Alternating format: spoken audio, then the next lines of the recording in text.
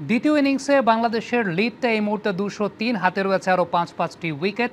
ইতিহাস বলছে জ্যামাইকার সাবাইনা পার্কে এখন পর্যন্ত চতুর্থ ইনিংসে সর্বোচ্চ রানের চেজিংয়ের রেকর্ডটা হচ্ছে 212। ইনফ্যাক্ট এই মাঠটিতে ওয়েস্ট ইন্ডিজ এখন পর্যন্ত 225-এর বেশি রানের টার্গেট পেয়েছে চতুর্থ ইনিংসে সর্বমোট 12 বার। যে 12 বারের মধ্যে 4 বার তারা ড্র করেছে, 8 বার তারা হেরেছে, একবারও তারা জিততে পারে নাই। আবারও বলি, 212 এই মাঠে হাইয়েস্ট সাকসেসফুল রান চেজ।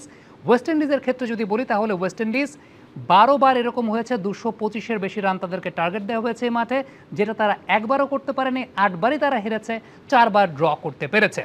এখন ওয়েস্ট ইন্ডিজ ট্রেডিশনালি ওয়েস্ট ইন্ডিজের ব্যাটিং লাইন আপ টেস্টে কিন্তু সমৃদ্ধশালীই ছিল। বিশেষ করে যদি আমি বলি একদম সাম্প্রতিক প্রজন্মের কথা যদি বলি, ক্রিস গেইলরা যে সময়টায় খেলতেন, ব্রায়ান চার্লস লারা ছিলেন, রামনারেশ সারওয়ান, শিবনারায়ণ চন্দ্রপলরা ছিলেন, ওই রকম একটা সমৃদ্ধশালী ব্যাটিং লাইন আপ তারাও কিন্তু এই পার্টিকুলার মাঠে চতুর্থ ইনিংসে 225 চেজ করতে পারে নাই কখনো। ইনফ্যাক্ট এই মাঠে 212 যেহেতু হাইয়েস্ট সাকসেসফুল রান চেজ, সুতরাং সেই জায়গাটাতে বোঝাই যাচ্ছে যে এই মাঠে চতুর্থ ইনিংসে বাংলাদেশের একটা অনেক বড় সম্ভাবনার জায়গা আছে।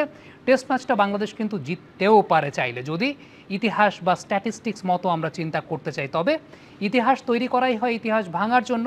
আমরা বাংলাদেশের মাটিতে আগে দেখেছিলাম যে কাইল মায়ার্সের একটা ডাবল সেঞ্চুরিতে বাংলাদেশ একদম চতুর্থ ইনিংসে একটা রেকর্ড সংখ্যক রান ডিফেন্ড করতে ব্যর্থ হয়েছিল। তবে এই বাংলাদেশের চিত্রটা, বিশেষ করে এই বাংলাদেশের বোলিংয়ের চিত্রটা একটু ডিফারেন্ট।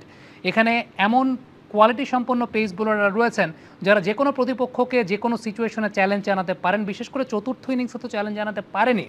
এখানে যেমন নতুন বল খুব ভালো মতো হ্যান্ডেল করার মতো হাসান মাহমুদ রয়েছেন, তাসকিন আহমেদ রয়েছেন, ঠিক তেমনিভাবে পুরাতন বলটাকেও খুব ভালো মতো শর্ট অফ লেন্থের বল, ইয়র্কার লেন্থের বলগুলোকে ব্যাটারদেরকে ডিসিভ করার জন্য নাহিদ রানার মতো পেস বোলার রয়েছেন, তার র পেস রয়েছে। এবং আমার কাছে মনে হয় যে চতুর্থ ইনিংসে বাংলাদেশ যদি 250 বা 270-এর মতো একটা রান তুলে দিতে পারে, সেক্ষেত্রে এই টেস্ট ম্যাচ জয় লাভ করাটা বাংলাদেশের জন্য কঠিন কোনো কিছু হবে না। কারণ বাংলাদেশের যে পেস বোলিং ট্রায়ও রয়েছে, বিশেষ করে নতুন বলে তাসকিন আহমেদ, হাসান মাহমুদ।